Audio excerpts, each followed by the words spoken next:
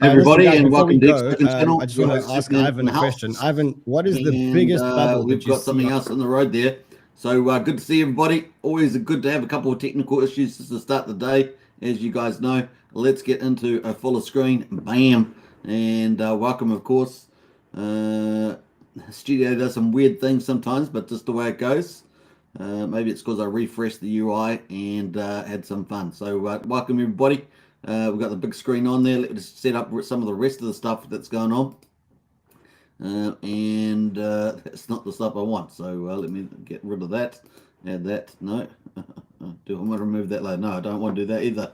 Let's see if I can start that again and pull up the right layers. No, are you serious? Oh my gosh. What am I hiding something there? There it is there. All right, got it. Yes, we fixed it up. All right, everybody. Hope you guys are doing well. Don't forget to smash the subscribe button, hit the like button on the way in. And yeah, I might have to end up going back to what's it? The other software I use. It's because this is still causing me too many issues. Anyway, welcome, and we've got a lot in store. Lots of PulseChain updates. I mean, there's just too many, and there's just too many. We've got so many updates, so we're going to talk about all those and get into it. Hope you guys have a good day for sure. If we go back to StreamYard, we'll have a little bubble back. We go to StreamYard. But let's see how we get on there. They do have customized studios now, so I probably will end up going back to that. Lies Beneath, and hello, how are you today? Good to see you. And we've got Hex, EHEX, PLS, and PLSX for the win, 100%. Great to see you. Check my pulse. Good evening to you also. We've got Sandy Beach in the house. Rango as well. Morning to all you lovely people. Good to see you. What else we got going there? Mike says, ready for action. I like that. Let's go, says Rango. Let's go, Superman. I love that too. So welcome, everybody.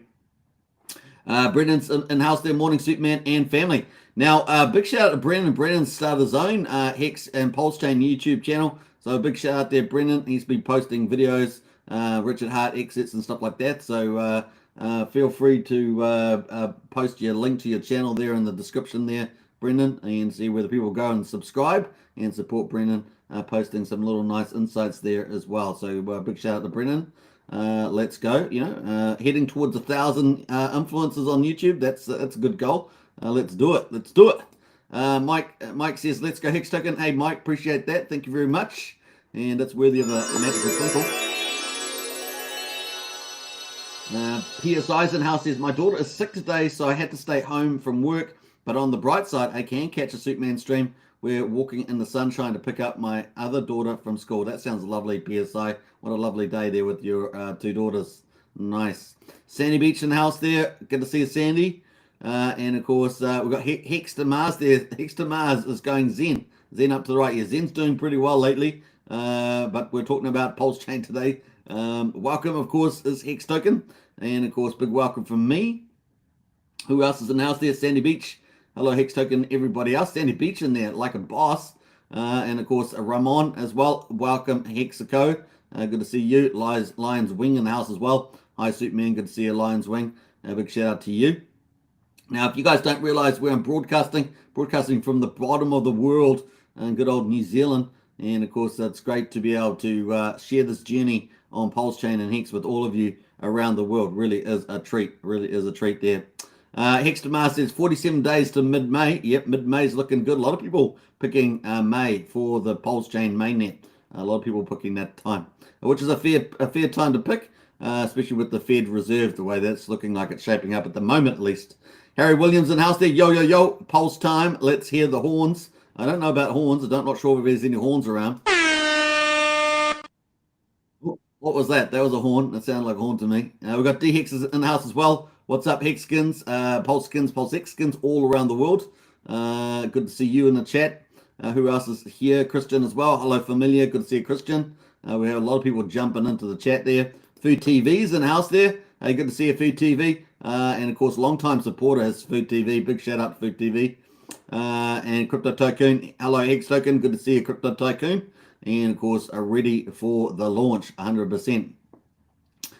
Christian says, hopefully for my birthday, PulseChain will launch, says Christian. Well, that'd be a nice little gift, wouldn't it, Christian? G'day everybody from Anita. Good to see Anita in house as well.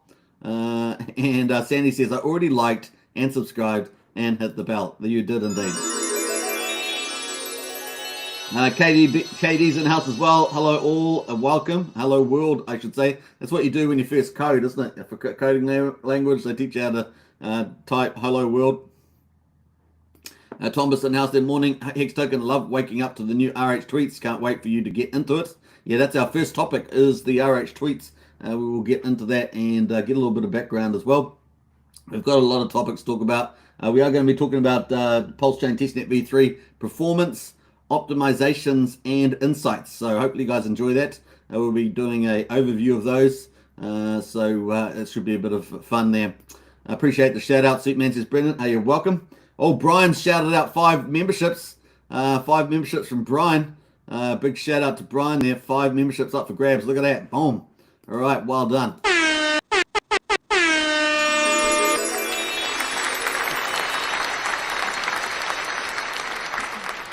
Well done. Who got them? Christian Colin got one. Wookie got one.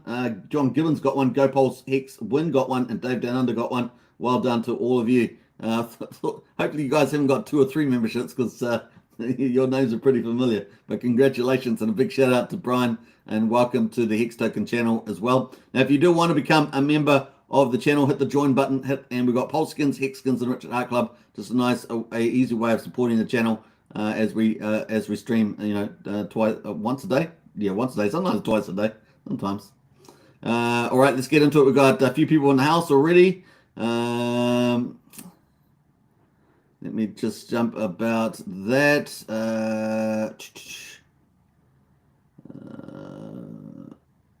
What else up there? We got up to Joe O'Brien, I think. Good evening, morning, Suitman. Good to see you, Joe.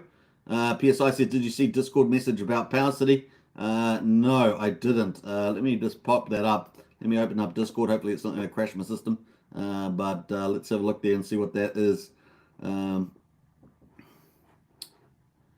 Let's have a look there, see what you've got in there. I guess it's under other token. So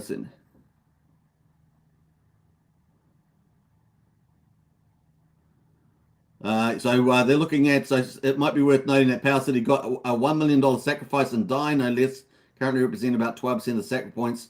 Could this be the god whale for Power City?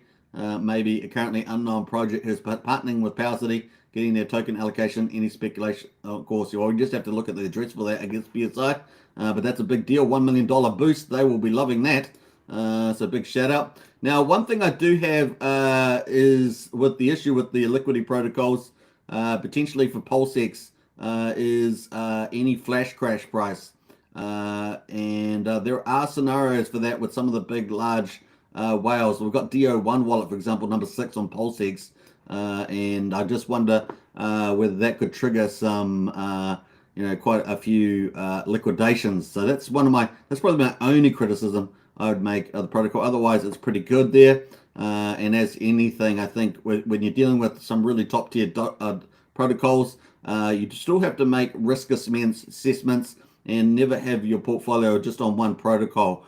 So I think that's a pretty just manage that risk management pretty well. Obviously, I really like the protocols, but the flash crashes and prices are potentially there with large holders. If they decide to go for, imagine a large holder going for a 2 or 3x, they could easily dump down the pool. And of course, we see that on the Hex chart on a regular basis with some large holders. We've got that 90 million Hex holder that's dumped, was it yesterday? Dumped even more. I can't remember how many, but I think they had 70 million. They were down from 90 million down to 70 million the first dump. I think down to 70, down to 28 million on the second dump. So I'm not sure if they're completely out yet, but we do still have some large holders around with those liquid bags that can do that. But so just take caution out there with that.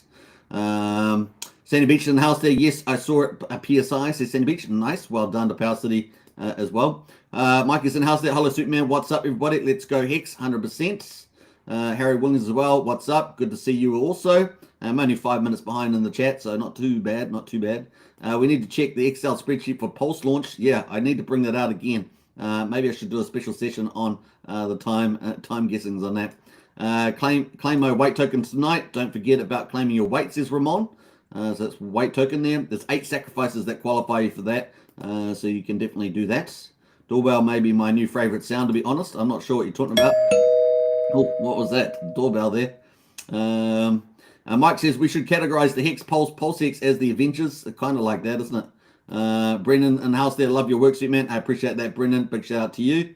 That's worthy of a magical twinkle. Who else has jumped in here? PulseChain launch is Hex, just Hex a lot. 5th of May 2023. Yeah, a lot of people choosing May. A lot of people choosing May now. 12:36 a.m. here from Nigeria. Shout out to all Hexkins, PLS, and PLSX sacrifices. Nice one there, Mean Slager. Big shout out to you. And what else there? We got Brian as well. Good to see you. Brian gave out all his memberships, so big shout out to Brian. Scott Jackson as well. How we doing for time? Oh, we're actually doing a pretty long intro today. Good morning, everybody, for Scott Jackson. Who else is this? This is my longest intro I've ever done, actually, if I'm thinking back in time. $1 million to Power City. Yep, pretty awesome. Well done to them. They're definitely pulling out a lot of top tier utilities. Smash the like, share the stream. Definitely do that. PSI said, here's a good poll, suit man. On April the 1st, how many people will post that mainnet launched as a April Fool's joke? I bet there'll be a few there, PSI. People will forget about it too and still fall for it. That used Tornado Cash to transfer the DAI in. Yeah, nice one there, PSI. That's pretty interesting, isn't it? So yeah, so the address is not trackable. Yeah, okay. All right. Who else is jumping here? Let's go. Almost up to there. Van Sam as well. Hi, all. Good to see you, Van Sam. Joan Gonzalez in the house as well. Good evening to you also. And I think we're up to date. I think that's pretty much it, doesn't it? No, we've got Pac-Man in the house there. Bull market's coming. Looks like Hodl Pulse. Says Pac-Man. Nice. Yeah, we definitely like that. All right, let's go, folks. Let's get into it. Big welcome to all of you, and let's pull up the full array of things. Oh no, what's happening there? We'll pull up. What's this happening there? All right, I just got stuck again. Oh wow, that's crazy stuff. All right, let's go.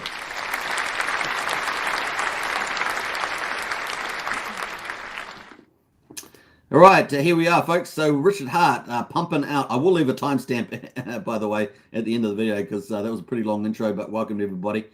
Richard Hart's posting out tons and tons of little updates here about enhancing the Pulse chain. Now, we are talking about PulseChain Testnet V3 performance, optimization, and insights. So I was hoping to do that in a orderly fashion, but we might unfortunately end up jumping around a little bit. So I'll try to limit that as possible, but pretty cool. All right, so we had yesterday, the 28th, we had the Testnet V2B will be permanently offline in 48 hours. So that's probably got less than a day to go. Please migrate Testnet users to Testnet V3. So it's kind of cool. Let us jump forward in time to where we are now. And we're going to keep going up here. So this was the first update we got 5 hours ago.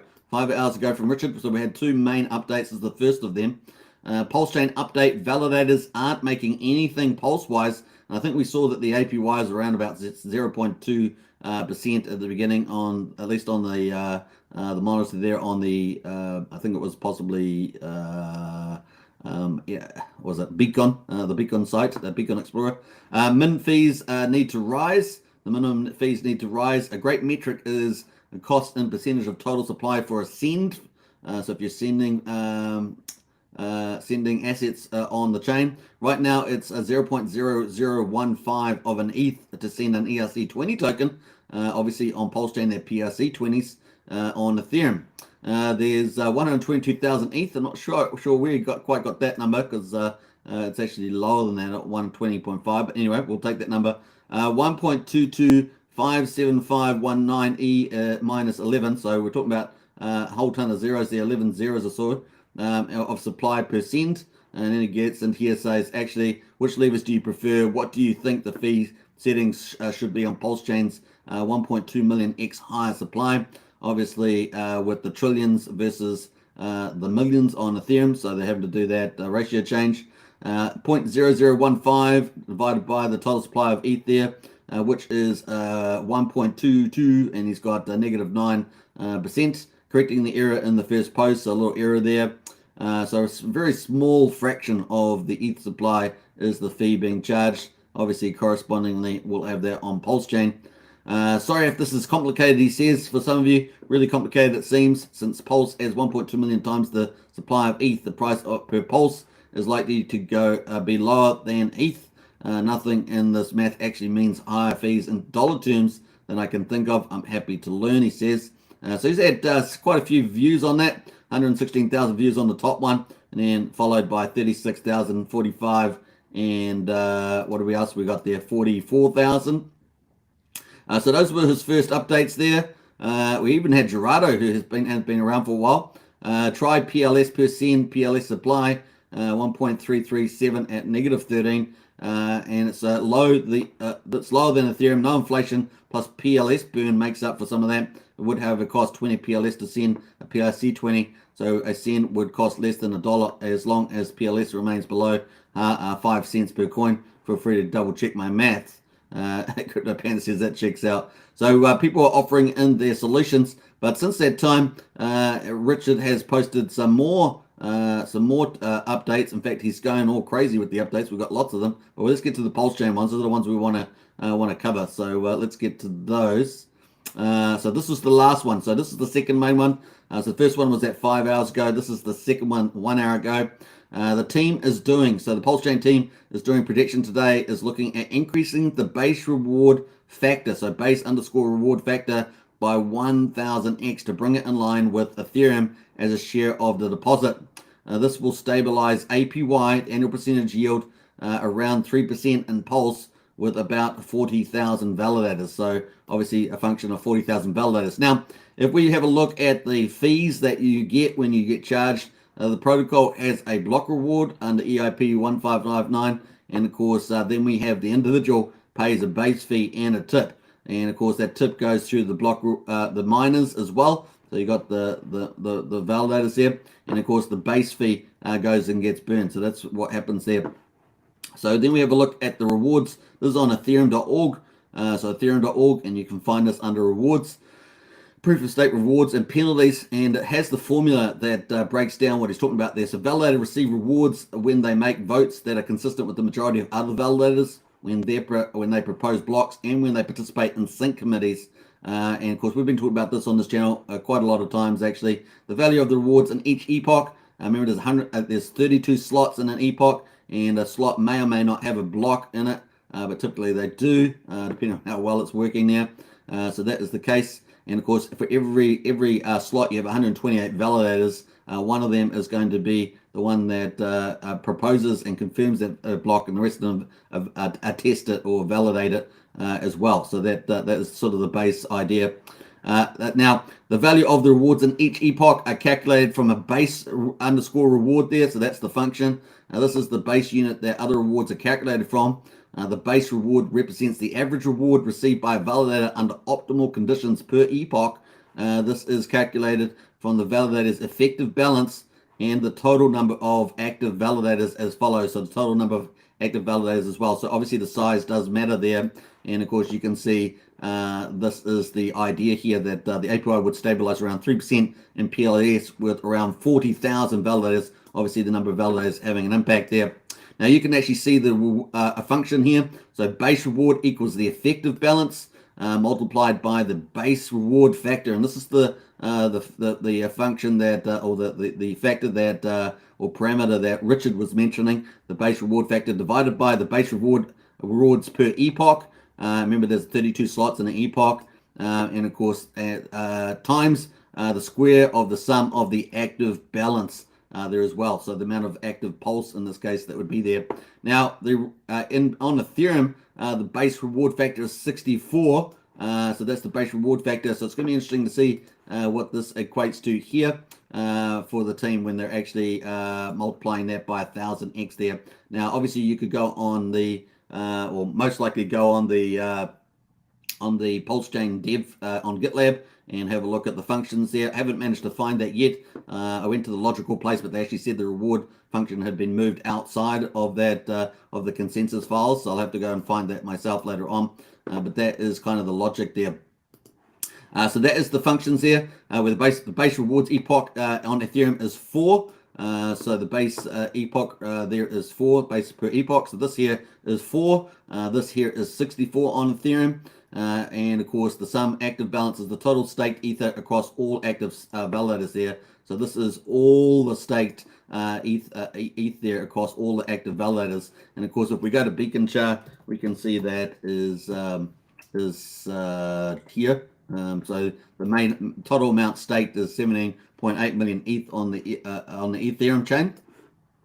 So it gives you an idea of what he's talking about in terms of context. Getting the actual numbers is another thing. Probably have to go into one of the folders to find that. Haven't found it yet, but I'll keep looking. This will stabilize APY around 3% in Pulse with around 40,000 validators. So that's the key outcome there that you're thinking about. So if you don't care about anything else, that's all that they're trying to target, that sort of reward. And like I say, it's sitting at about 0.2%, I think, at the moment. So we'll see how that plays out there. Compared to Ethereum, PulseChain validator deposit and reward factors increased by 1 million X since the total supply increased by 1.2 million X. The result is a base inflation rate that is 17% less than Ethereum, and that still has the PulseChain 25% burn fee on top. And we're expecting that burn fee to be in here, right, in the block reward. So that is the key there. APY as a validator is dependent on lots of things, such as prices, obviously a Pulse costs, obviously as a cost of use as a validator, and user behavior. So it's an estimate as well. And of course, the number of validating and amount of deposits in there too. These are very simple parameter changes, very easy to do. So that's kind of cool there. Now, if you didn't even care about any of that, basically they're going to try and make validating more profitable to bring on more validators. And that's exciting. So that creates more incentives on the chain, which is neat to make it perform better and have more people, giving it security to operate as well. So that's kind of cool there. So those were some of the main updates there from Richard. He's obviously been posting a lot of other topics outside of PulseChain. You can see here around different topics that matter around freedom, political corruption, and the attack on cryptos and things like that. So he's been posting a lot of stuff around that. But that's kind of cool.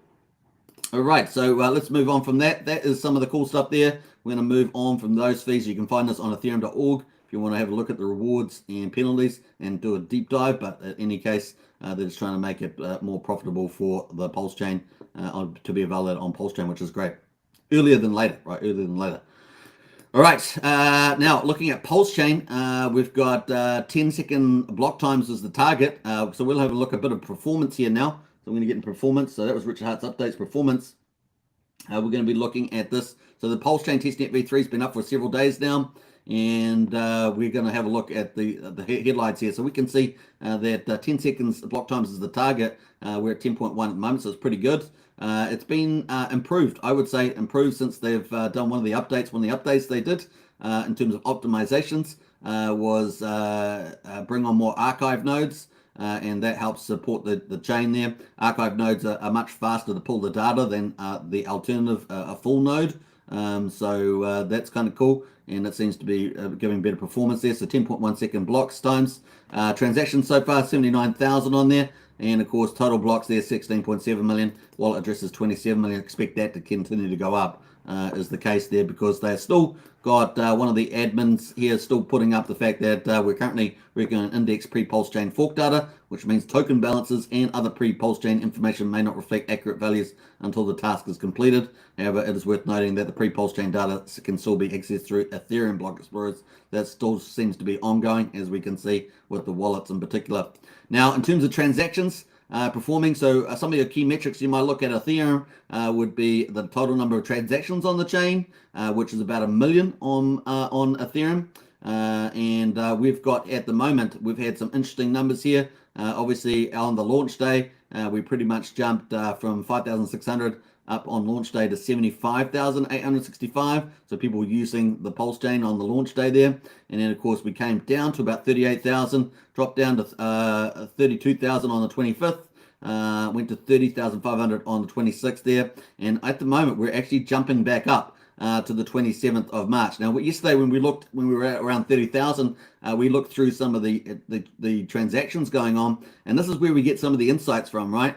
What projects are actually going on, causing a volume on the chain, actually using the chain, and that's really gives us some insights into how quickly projects will get up, what projects are getting up fast in terms of testing. and the people that are really onto it. And so it's really cool kind of see that. We saw yesterday, we saw Pulse Kittens with their little airdrop and issuances there. We also saw, obviously, Zen has been minting a lot of the Zen NFTs, so they were pretty fast. Today, we've got even more projects that have come on. We're going to talk about that too.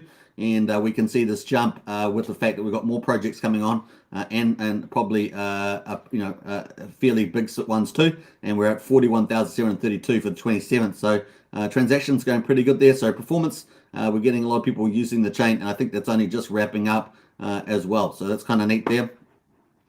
So let me just refresh the URL here. So transaction going pretty well. Another metric we might have is active users. I don't have an active user metric, but that's probably not as relevant. The transactions is probably far more relevant at this stage, but getting active users would be pretty neat there. Also, expect us to get some data on that in the future, so that's kind of cool. We also obviously have had, with the archive nodes updating, we've also had a few other optimizations as well. We'll get to that. As also, we also have some APIs that were behind the scenes there, the GraphQL that have been worked on also, that people can get access to. So that was something they were working on there too. So let's have a look down at the bottom here. We've got the blocks running along at the moment at 16,714,244. That is the current block at the moment.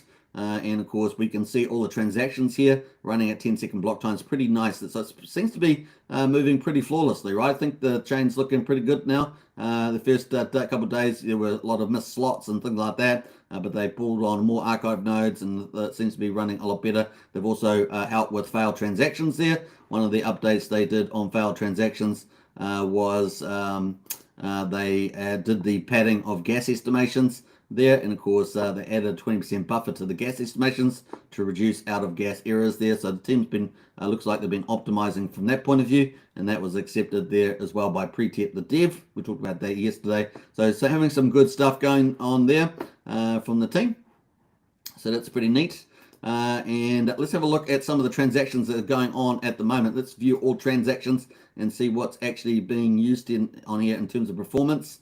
So we've had all those optimizations I talked about with the performance. We're getting some nice uplift with transactions. The 10-second block time seems to be pretty stable, and the blocks and transactions seem to be flowing through pretty nicely. So it's all looking pretty good from consensus. I really do think that obviously the big focus is to get the consensus up and running. That's your primary focus to kick off, and it seems to be going pretty well here as well. Now we can see that we've got a lot of official transactions here. We've also got a lot of other transactions going here as well. We've got Pulse OG here. We had another one down there. We can see this is Zen Torrents, so we've still got more Zen Torrents going through as well. So we've got this one here, Civilization. I'm not even sure what that is, but that seems to be going through Civilization. So maybe that's some project that's going on there. You let me know if you're familiar with that one, Civilization. That is definitely in play, CIV. So I'm not sure whether that's some sort of game or what, but that is on there too. Let me just jump through some of these again. What else there? We got PulseX, of course, we had that yesterday as well. PulseX is obviously a killer app on there, using a lot of transactions. We've had a lot of stuff going on there as well. Just looking through some of these transactions. More Zen Torrents there as well, and more PulseX there, Pulse OG, some other tokens transferring to Civilization as we talked about. So lots of interesting things there. Lots of liquidity providing here going on. PLP for the DEX, the PulseX DEX, having a lot of that happen too. We've got heaps more Zen Torrents. We've got Sushi Token there. Pulse Kittens still there as well. So people still doing Pulse Kittens. There's some of the recent transactions. So lots of cool stuff happening there. Pulse OG, Pulse X, just looking through more of those. We're having lots of cool transactions. This is in the last 3 minutes. So we've got lots of projects in there. We've got incentive tokens there, people harvesting their yield on PulseX. They've got heaps of those. More Zens, more PulseX. So you can see the super dApps running along pretty nice there. Heaps of Zen, like people just kicking the pants with the Zen there. We've got ZRX as well. I'm not sure what that one is, but that's another one there as well. So lots of stuff there. Pulse OG looking pretty good. As you can see with the chain there, these seem definitely being the leaders there as well. POG, got POG there. Cult DAO. So Cult DAO's in the house. So that's kind of cool. Cult DAO transactions going on there. So that's going to be neat too. All right, let's get into some of the projects that have announced. So we talked about Pulse Kittens and Zen and Pulse X yesterday, and we still see those going through now. But we also had other stuff happening here with Alex McFerder. So Alex McFerder here, Hex HSI auction support has been added to app.ecosa.pro for PulseChain Testnet V3. This is a beta feature. Please test to the best of your ability. So you can play around there on PulseChain Testnet V3. So it's another big, obviously, project. Excuse me, going on to PulseChain. Another one, of course, is Liquid Loans. Liquid Loans is not public yet, so we don't see the public transactions like in the terms of the big volume.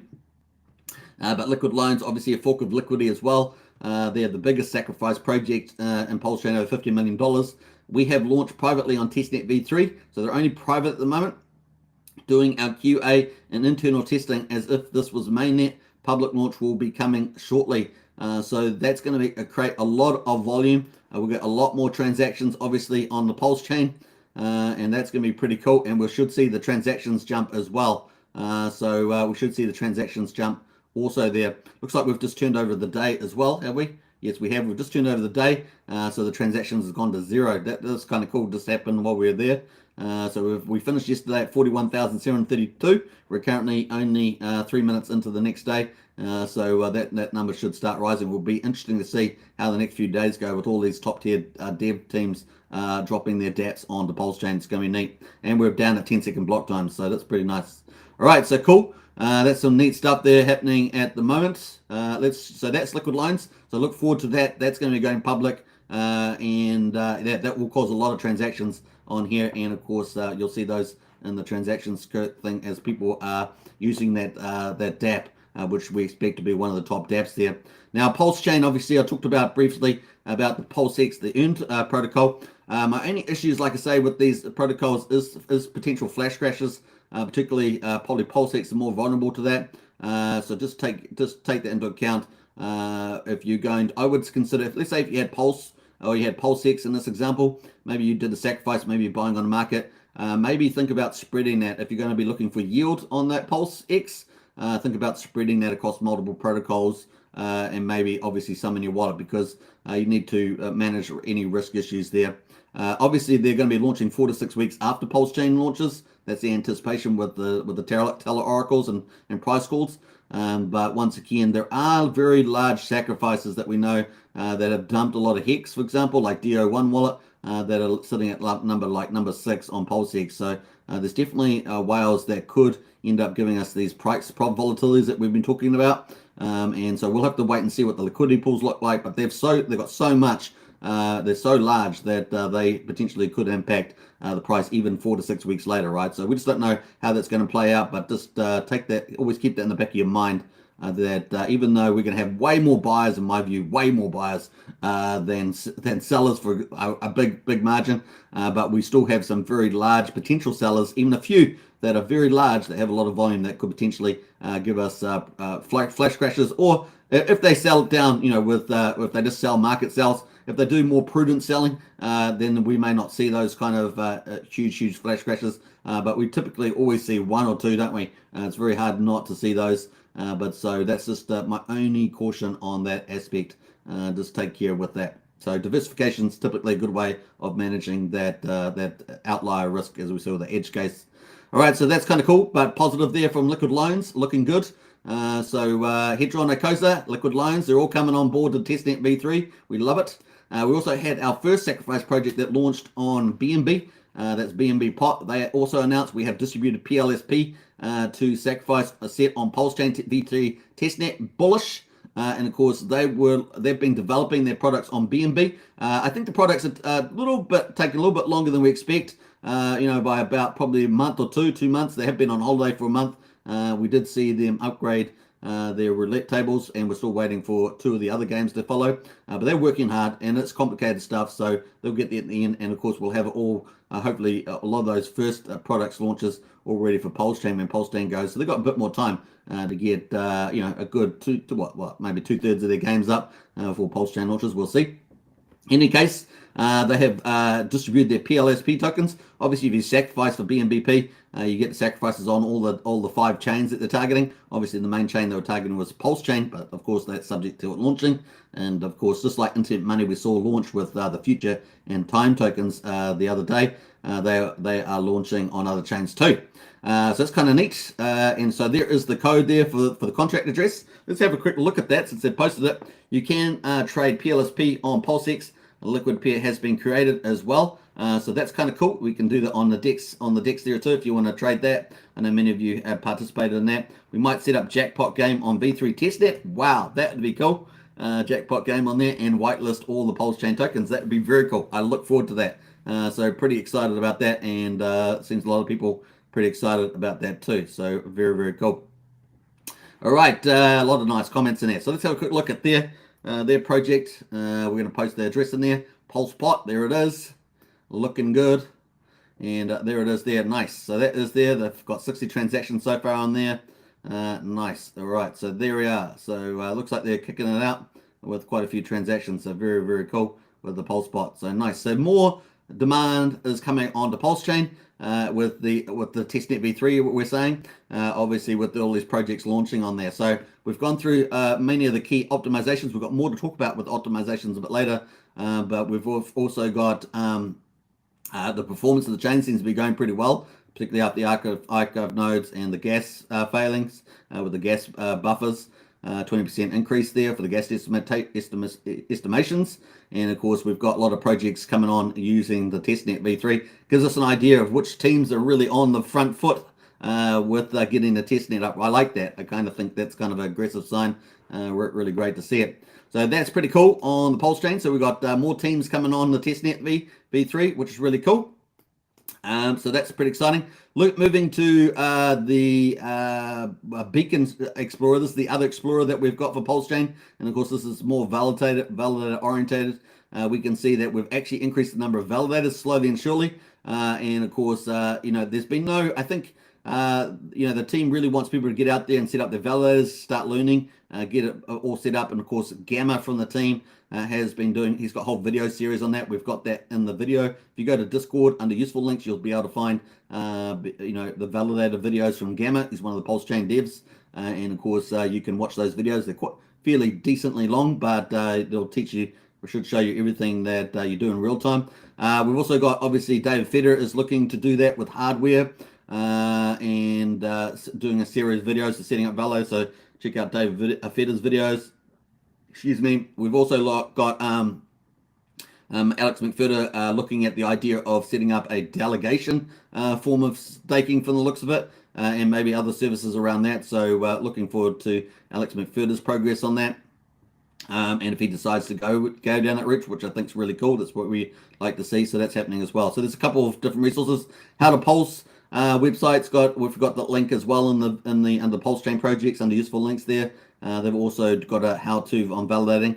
So the team is starting to step up in that space. I think we'll probably see StakerApp possibly. I think they're already operating on the ETH chain as validators. So I think they may end up doing some stuff around that. We'll have a look at that. And so on. So it's just getting a bit bigger, and of course people are exploring that option. We definitely have had some increases in the last 24 hours, which is really nice. So we've gone from 4,201 validators all the way up to 4,208. So that does look like a lot of individual validators there, which are outside the PulseChain team. Remember, the PulseChain team was about 4,096 plus they may have added quite a few of those 100 that we got on there.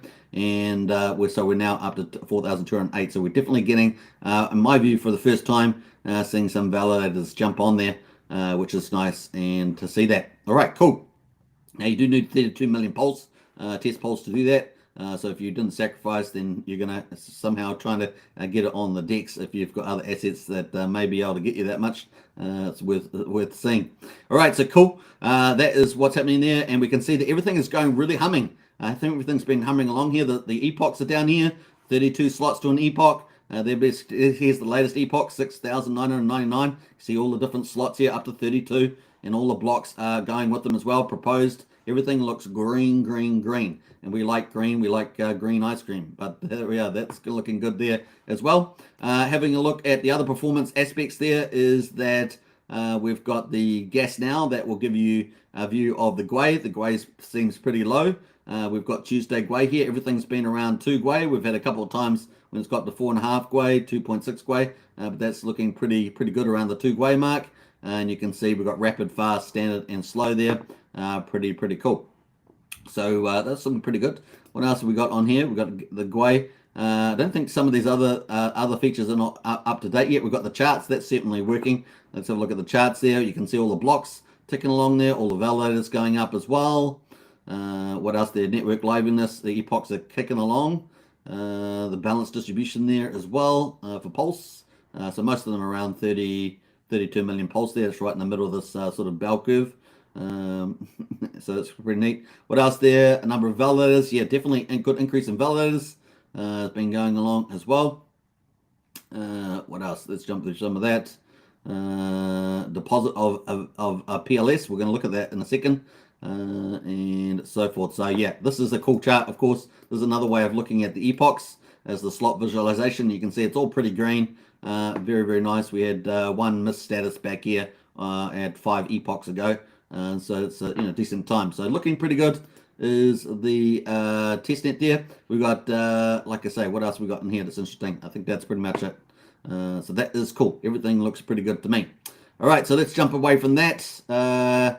As I say, everything's looking good. So performance looking pretty good. Ramping up with the third-party projects. Optimizations being made. And the team's got a lot more. We're going to talk about more optimizations as well. And of course, insights. We see which projects are stepping up first and causing some volume on the chain. Because when this goes live, we're going to have probably, we won't have a lot of the big DeFis launching. We're not expecting PUSD, liquid loans, and probably fiat and things like that launching until 4 to 6 weeks later once the oracles and the prices settle down, because you imagine it's going to be a bit crazy at the beginning. So yeah, we don't have that. So that's kind of interesting which projects are jumping up in there on the testnet as well, and on the front foot. I like that a lot. All right, so cool. That is pretty much it. You can go through the transactions yourself, of course. We're all the links in the video description, plus in our Discord and useful links. You can find all the PulseChain links there and play with them all. It's pretty neat there, but it is a bit of fun going through the transactions. Now, when you go to a block, of course, if you're trying to look for the fee burns, you can see all the fee details on the block. Remember, there's a block reward we talked about a bit earlier. You can see the reminder reward down here. You can see the priority tip here, fee here as well, and the fee burn. Remember, so this is kind of your breakdown there of the fees. Pretty neat on that one. On the block, and obviously you can go into a transaction as well and see the individual fees there that are paid by a particular transaction. Remember, there's a certain amount, a number of transactions that go into a block as well, and individuals pay those fees. So there we are. You can find all those details in there down here. So the gas price, the transaction fee, will give you a little bit of a detail about what those are, so you can check that as well. The tip there as well, user-defined tip sent to the validator fee recipient for transaction priority and inclusion, and of course a fee burn as well. You can see the fee burn there. So everything burning some fees there under EIP 159. So that's pretty cool on there. Now we're going to go into the PulseChain update here as well. We've got on the team on GitLab there. We've got the team logging in for work. Let's do a refresh here to make sure we've got the latest and greatest. We've got 3 comments in there, 27th. We've got Brett Paulson on the 29th. We've got Gamma there on the 28th there. So they're all logging in. Richard Hart logging in the 28th as well. So it's nice to see Richard Hart logging in. He's got a very keen eye over this. Very exciting. We're getting down into the main events, right? And we've got SJB in as well there in the house on the PulseChain also. Now you can see if you go to click the merge request here on PulseChain on GitLab, you can see any of the ones that have been posted by people that have been looking to update. And of course, let me have a look there on that one. So you can see a lot of the merge requests and what actually gets merged. So these are the open ones and what actually gets merged, what actually gets included. So you can see those too. And you can search by created date there as well, so that you can see that gas batting that got added there to help avoid failed transactions that people were experiencing, and that got added there in the merge. So that's kind of cool. So that's on PulseChain. On PulseX, let's have a little look at the PulseX team logging in. It's a little bit different. We've got a few members in here, extra members. So March 27, 3 commas, Agris there, 28th. We've got Brett Paulson there on the 29th, like a boss, always I just think he's probably in the front of the time zone there. And then, of course, Lucas there, the 28th, Richard Hart, the 28th as well. So team working hard there as well. And, of course, Hines in there on the 28th also. Pretty neat. So that is the update on there. Now, here we've got the RPC.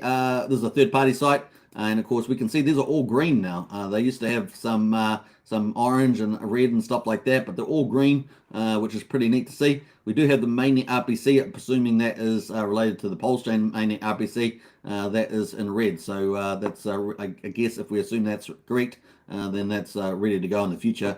We're keeping a little eye on there, but they're all green, which is nice to see on the RPC linkage there. So being able to talk to the server is looking good.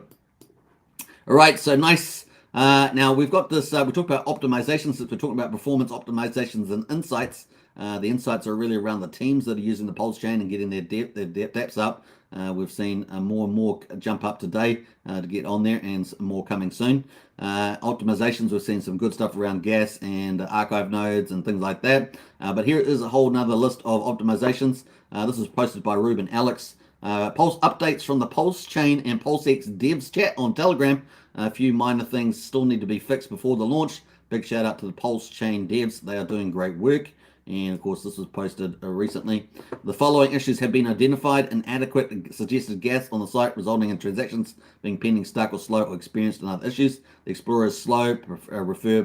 Please refer to the explanation at the top of the Explorer. All missing, so that is a good one there. So slow. All missing PulseX functions are released gradually. So now we're shifting into the PulseX UI, which we're about to talk about in a second. The UI may not display certain numbers correctly due to rounding of the fourth digit from the front. Value not displaying correctly due to missing stable, not an issue. So that's not an issue. Obviously, they're going to be getting up and running with the bridge coming up. Farm LP stakes missing from UI after transactions. As you guys know, when I was doing PulseX with LP, I had a few issues there too. Beacon Explorer, calculated burn, a unit converter, gas now, all ETH-based units. And of course, provider error there. Some wallets connections get a provider's error. This has now been fixed, they say. Solution for number 8, delete V3 from wallet and reinstall if the problem persists. And then number 9 here, Beacon Explorer data error, SJ error there, fixing should be done next week. If you're experiencing any of these problems, there is no need to report them again because they're already aware of them. If you're experiencing gas or transaction issues, use market gas instead of site suggested gas. That's probably an important one there, market gas, using V3 gas to find out how to in Pulse or PulseX chat. So if you're on Telegram, that might be there for you. That's a nice, cool little list of issues that the team is dealing with. That's pretty cool. Now getting into PulseX itself, so moving from PulseChain to PulseX. Obviously, this was kind of the final run. You know, you have PulseChain gets up in theory. You have the AMM bot run. You have the biggest airdrop in crypto history. That also happens. You get the AMM bot run. You lock in the wrapped ETH pairs on PulseX with the LP. You harvest Uniswap, Curve, Balancer, Bancor. Those dexes. Get that big fat juicy liquidity from the wrapped ETH pairs, and you lock away the LP by harvesting with PLS, issuing more PLS there, maybe 2.5% of the supply, and pushing that into PulseX. And then, of course, after that, of course, you expect people to set up custom pairs as well, like non-wrapped ETH pairs. And then, of course, then we wait for the big move, of course, which is the official chain to open up. So once we get the official chain, then we can get some wrapped in stable coins, as you can see. Let's go back to, let's go over to PulseChain. You can see that at the moment it's not reading PulseChain, so this is still not up yet. Richard did indicate that it may be up the next day or so. That did not occur. This may be part of just getting the PulseChain consensus ready, or the fact that we saw in that video that he you know, in the past he's sort of like been, well, we may not even need to launch that straight away. We just get the consensus up and running, and then people can play around with the big airdrop and ratio trade and things like that. And then, of course, we set up that bridge later on. We'll see how that all ends up playing out in the wash. But he did indicate this time that it would have been up, but it's not up yet. So maybe that's something to do with the way that they're testing or staging the PulseChain launch. We'll see. Maybe they've changed their mind a little bit on that. But I imagine they've still got some issues potentially that they're trying to fix up, is my guess on that one. So that is still not up operational yet. And of course, that means that we don't have stable coins have been pushed over the bridge, and we have rate stables. And of course, we still have no US dollar values here at the moment. But you can still have ratio trading at the bottom here. You can see people adding and swapping here as well. So people swapping, adding liquidity and removing. And of course, we saw that on the PulseChain Testnet. People, doing that sort of stuff, adding liquidity, getting incentive tokens, claiming incentive tokens, stuff like that. So that's pretty cool. At the moment, of course, we don't have the other features. We don't have limit orders in here yet. We don't have the DAO in here either. But we do have one-side stacking pool, although I'm not expecting to see any of that straight out of the gate when PulseChain mainnet launches. That's potentially something for the future. We'll see. So we've got that as well. So no DAO, no limit orders, and maybe there's one or two, maybe there's some other stuff coming along there as well that potentially might show up here on PulseX too. So that's kind of where we are on PulseX and the bridge. So nothing quite new there. We'll wait for that to come out when it comes out. Now, on top of PulseChain, of course, we've seen a lot of bullish stuff happen with the team here, which is pretty awesome. And so most of this here we could say is still coming up, and that is we've got some pretty bullish stuff happening with the team. So here is from Morales. This is from Ivan on Tech. Morales Web3. Attention all PulseChain developers. We're hosting a free webinar that will show you how to build smart contracts and dApps on PulseChain. So I think that's a really big deal there. We're hosting a free webinar that will show you how to build smart contracts and dApps on PulseChain. That's awesome. So it's really great to see Morales support there with Ivan on Tech.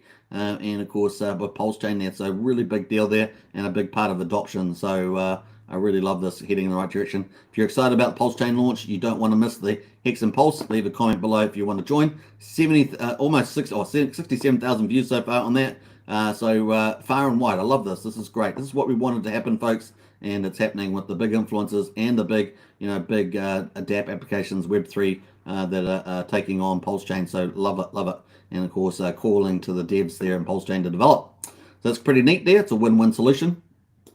And very exciting. We also got, obviously, on top of that, on Ivan, we've also got the interview coming up that Javida has helped organize there, an influencer on Twitter, between Ivan on Tech and Richard Hart. And we may see more interviews as well. Obviously, we'll probably have tons of interviews when mainnet comes up, and probably pre-mainnet as well, potentially, like this one with Ivan on Tech. So pretty exciting from that point of view. It's all happening, folks. It is all happening. Very, very cool. On that note, let's catch up in the chat there. We've got 84 people in the house. So let's catch up and see what some people have been saying. And of course, a big welcome to you if you just joined us in the channel here. Don't forget to subscribe, like, and hit the bell. We're going to be talking about, moving into the second half of the live stream next.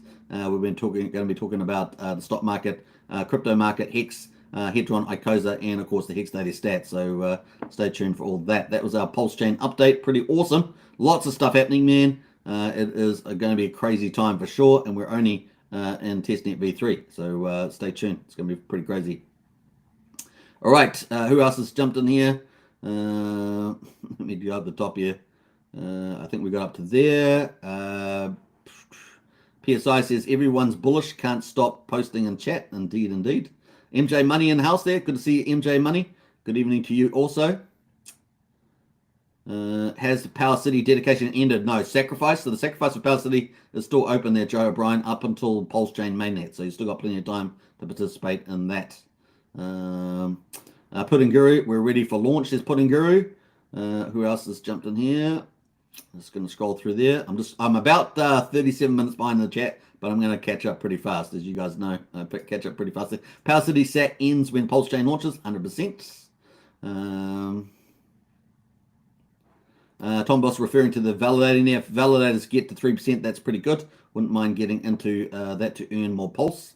At 0.3, it's just not worth it. Well, it's just a testnet at the moment, so I imagine it's going to wrap up once they adjust all those rewards. So I think it's going to probably end up being pretty objective. You got to remember that the Ethereum rewards were pretty high. They're up at 25-30%, I think, at the beginning. They ended up they're around about 6-7% now. So obviously, PulseChain is going to try and head towards being competitive like that. Typically, you expect it to be a loss leader up until that point. QQ says we will be victorious. I like that. We definitely will. Let me just jump through that.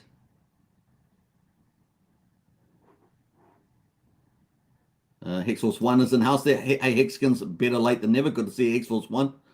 Who else is in there? Archipelago. Hi all. I hope everyone is well. We're doing very well. I'm only 20 minutes behind that already, so I've already caught up about 20 minutes on the chat. That was pretty fast. Christian Collins says I should play with Liquid Loans Testnet so I can understand it. Yeah, definitely play with it. Like I say, it's in private now, but they will be going public soon. So big shout out to the team. I really do like the professional manner in which Liquid Loans operates. They're very, very good like that. I like it. They take their time to get things right because it's a big deal, right? It's a big, big deal. Over $50 million sacrifice for Liquid Loans, so you can imagine that's a big deal. I will be buying any and all flash crashes, says QQ. Yeah. People are going to be hunting those. That's why you have your limit orders, and right? So hopefully you can catch some of those flash crashes. There will be some. There's always some. And well, there. Pulse Yoga says, welcome, stewards of wealth. Welcome to you, Pulse Yoga. Validators should make enough fees to at least to pay the overheads to run a node. That sounds fair to me, says Brennan. Lies Beneath says RH Max also doing validator tours. Fantastic. So definitely check out RH Max on that. Nice one there, Lies Beneath. Sandy Beach says, I'm interested in maybe delegating in the future. Yeah, I think that's going to be pretty popular. Probably be very popular indeed, particularly liquid staking, where you get an ownership token like on ETH that is ST ETH, and you can go and put that and get a reward on that as well. It's a bit like yield farming. Yeah, it's going to be pretty popular, Sandy Beach. That's where I expect a lot of innovation in the space, because obviously we've been mainly talking about solo staking as a validator, but definitely, liquid staking, pooled staking, centralized exchange staking, staking as a service, these kind of alternatives will come up, and many of those have delegation, and so you don't need 32 million poles in some of these protocols. You can have far less poles there. But once again, I do strongly suggest not having all your bags on one protocol, and of course waiting till that protocol is working, so that there's no code issues, particularly if it's not just like simple forks can be a less code risk. But if it is new code, then you got even more code risk. So just take that into account. I have seen really great protocols with great teams launch their product, and there's been a flaw in the contract even after audits, and all the stuff gets locked. Some part of the component of the protocol gets locked in there, and the protocol dies. And the team's really good. The audits, they had audits. And it still had an issue that didn't get picked up, and I've seen those several times. So we're just got to be. There is operational risk to things. That's why Richard's team's taking such care with the obviously PulseChain. What else have we got here? Andrew Reynolds as well. Good to see you. Hello everybody. Happy to see you as well. Howdy Andrew, says Brennan. How far back am I? Andrew Reynolds says, RH retweeted about 1000x on fees. Validator's going to be happy. I'm sure we will have more on-chain security with more validators. Yeah, and we want to get more of the validators operating on other chains, right? So particularly ETH chain and other chains, they can come over as well because they've already got a lot of setup there. So we should hopefully see a lot of them jump in for the yield. They've got to make it attractive enough, right, vis-a-vis the competition. Excuse me. Tom Boss says, I think KDP replied to that saying most of that can be done post-launch. Yeah, we've been saying that. So still sounded to hint that it's very close. Fingers crossed it's still 2 weeks. Yep. Well, the consensus side of things might be within 2 weeks. That's definitely plausible with the main chain. But we still haven't seen testing with PulseX. And that's still, for me, that's still an issue. You could see some of the issues that we already pulled out of Telegram there. Even though many of them are small issues, they still need to have that up running pretty well. But we can already see the Testnet V3 consensus seems to be operating pretty well now. So pretty happy about that. So we could get a pre-Shanghai fork upgrade. Obviously that would include locked-in ETH staking, which is about 14% of the supply, as we saw earlier, about 17.8 million Ethereum. That's definitely plausible there. So that is what people are expecting, a early mainnet launch for that. And of course, Richard's been given the warnings, but warnings can be around for 2 months. So we just don't know. This creates that uncertainty about the PulseChain there. Now, the warnings, of course, for me, really indicate the fact that, hey, if you want to participate, you need to have all your stuff off centralized exchanges, off other chains, and get your stuff into ERC20s or 721s, whatever you're going to be investing in on Ethereum, so that you get it copied over for PulseChain and that you don't miss the block that's going to be forked over. So you don't want to miss that as well. So we'll see how Richard manages that as he comes up to the mainnet. It's going to be interesting. I still think there's more testing to be done. Without stables on your testnet, a great time to practice your ratio trading if that's what you plan to do with mainnet, says Brennan, 100%.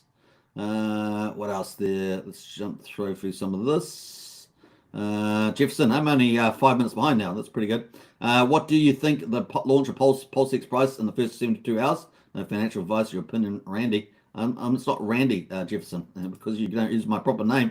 I'm not going to answer that question. Seriously, dude. Watch channel. That's not Randy Alaska's channel. Jefferson, come on, get it right. Superman, hashtag Superman. All right, Hex to Mars, 2 more months. Says, yeah. So I'm still expecting a launch with testing, because testing needs to be done. A lot of the dApps need to get on there. I'm still expecting the most likely case is May at the earliest. June is kind of my target date. But hey, look, it's not out of the ballpark if the team is that confident with the primary functioning of the chain, that there could be a particularly early launch for the chain itself, maybe not for everything else before that time. So yeah, could be before the Shanghai fork. There is that scenario, could play out. But hey, normally teams, when they launch a fork, they're gonna have to do good testing on it. And for me, that's minimum probably 6 to 8 weeks. So that would get into May, the back end of May, and so I'm still targeting June at this stage. Happy to be wrong, but just going with good testing practice. So we'll see. All right, but in any case, for me, the warnings with Richard are, get your assets on Ethereum. The fork could, if it does happen earlier than later, if they do just get the consensus up. And then we saw that video yesterday, if you remember. Let me play it again so that some of you may have missed it. Let's have a look here. Bam, let's push that in. All right, so where's the video here? This one here. This is a no bridge video that Richard did. Let's have a look at this. Let me just... Look, it'd be more important to launch even without bridges. Like, launching and giving everyone the world's largest airdrop is extremely important. If we can have bridges up before then, great. If we can have the liquidity providing Uniswap fork before then, great. But if not, we just launch anyway and add the stuff later. So you can launch PulseChain before the bridges, add bridges later, and you can add liquidity incentivization later as well. And there's other, yeah, it's not a blocking problem. Like, it's not a big deal. Look, it'd be more important to launch even without bridges. Like, launching and giving everyone the world's largest airdrop is extremely important. If we can have bridges up before then, great. If we can have the liquidity providing Uniswap fork before then, great. But if not, we just launch anyway and add the stuff later. So you can launch PulseChain before the bridges, add bridges later, and you can add liquidity incentivization later as well. And there's other, yeah, it's not a blocking problem. Like, so we'll see whether Richard goes with that strategy. As we get more information, we'll be able to make a better call. But like I say, normally prudent testing, you would say at least a minimum 6 to 8 weeks on the chain, even though it's operating. It looks like it's operating pretty nicely now, as we've discovered. RH for the win there, says Lies Beneath, 100%. And aka Alpha Man, and of course hashtag Clark Kent, hashtag Superman there from some of the names. Absolutely, that's pretty funny. Moon Signal says, today I will be collecting the money for my CLS 63 Mercedes-Benz AMG for 25,000. Ready to on the sidelines with some dry powder to ape in on Hex. Also quickly buy PLS, because I only sacrifice a PLSX. Nice one there, Moon Signal. Yeah, definitely look for those dips too. The other thing I was going to say is someone else sold their car. Who was it? One of the influencers sold their car. Was that RH Max? It was somebody. Some influencer said they sold their car getting ready for, I just can't remember who it was, getting ready for PulseChain 2.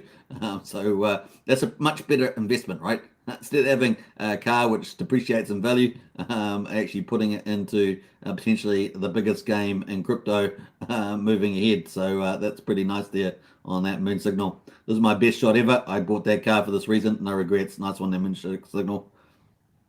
All right.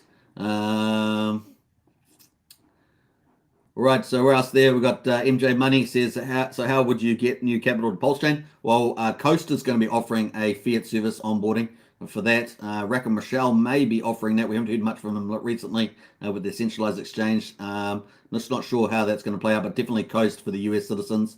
Other than that, you can use all the traditional ones that are out there, I believe, that are still operating, which is Crypto.com, Coinbase, Kraken, and platforms like that. So Brennan's in house if you're in the US. If you're in Australia, New Zealand, South Africa, Brazil, then you can use Easy Crypto. It's a pretty good service, very good service.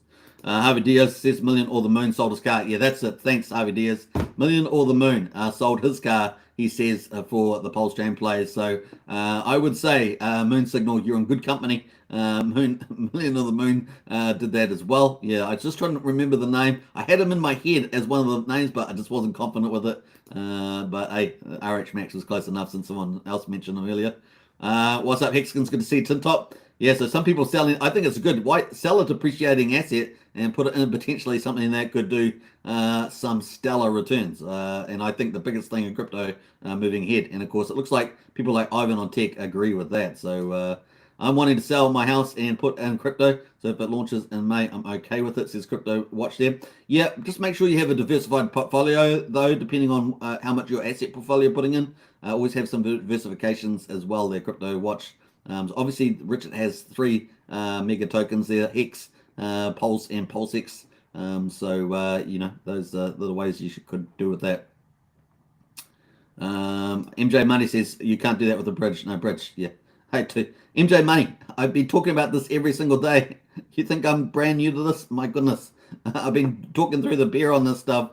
So that was obviously the contingent is that I thought you were asking the question, do you want to fiat onboard more fiat money? If you're going to bridge it over, you have to use one of the bridges. You have to use the official bridge, which would be Pulse Ramp, or you have to use the Portal X, which is Power City's solution for over 20 chains and thousands of tokens. It's going to be super easy to use. So there we are. It's good to provide context for your question. That's all I'm going to say. Brendan's in house said, don't sell all your capital to get in. I agree with that too. You should keep some capital in fiat money as well. You shouldn't just have all crypto, even though the big crypto returns are in there also. So I do agree with that as well, Brendan. You need to have play the fiat and crypto world together so that you're never short of funds, and try and do that as best as you can. Wise words there from Brendan.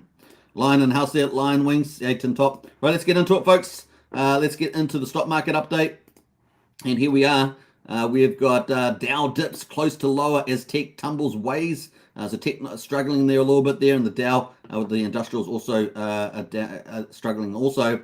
But it's not a bad day. Not a bad day. I mean, look, it's only down 0.1% there on the Dow Jones, 38 points to 32,394. S&P 500 is down almost as much. They're 6 points there to 3,971.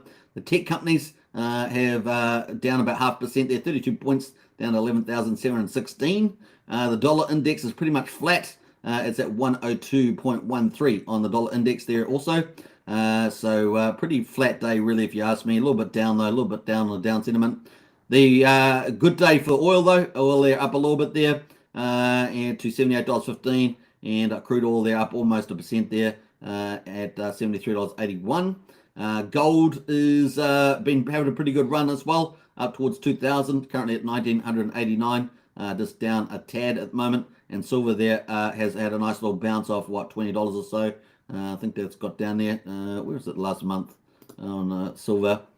Silver got down to $19.98. Yeah, so just off of $20, and it's now $23.49. But it gets resistance once it gets to $24. So we'll see what happens there. I know that Kiyosaki, the big rich dad, poor dad's pushing this as the poor man's investment for particularly for a recession and stuff like that. So we'll see.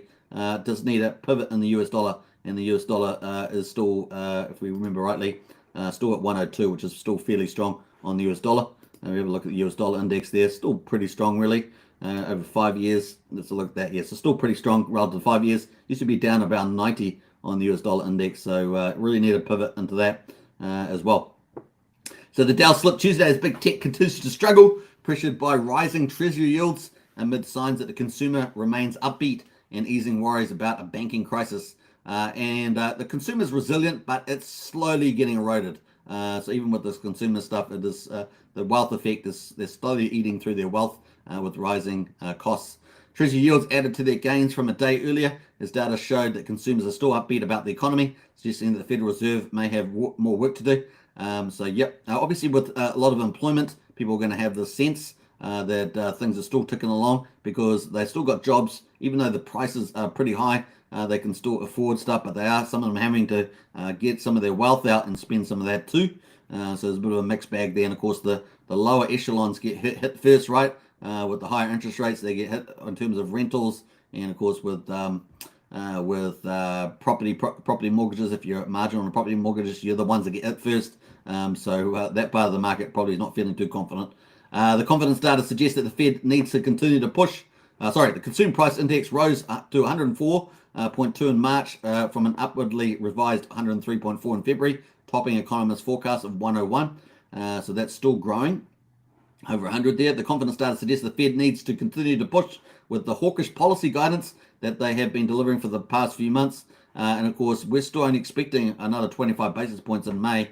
But maybe the Fed does get more hawkish and thinks, well, we've contained the banking issue and we've still got inflation gap. And we have to close that. And will the contraction in credit be enough? And so will we see a more hawkish market? That would be surprise the market to the downside, especially as we're expecting recession towards the end of the year. Yeah, not great news there. The rising rate environment continued to pressure tech stocks, with big tech leading to the downside as they should there as well. Apple, Meta Platforms, Alphabet, and Microsoft end of the day lower, with the latter coming in under regulatory scrutiny there. Now, obviously, the Germany antitrust there having a closer look at these Microsoft. And that's a good and bad, right? Because I feel like the agencies in Europe are all pretty much corrupted anyway. A lot of them have got unelected bureaucrats, and then of course you've also got the tech companies which are destroying freedoms and basically undermining human rights, democracy, and the rest of it. So it's not a great environment at the moment. You got to remember that 10, maybe 15 years or earlier, we had flourishing Western societies. We had pretty much freedom was pretty much intact. There's always some playing on the edges. We had freedom, we had democracy. It was pretty much working as reasonably well. Now we have a new elite, global elites, and of course other actors out there trying to undermine it.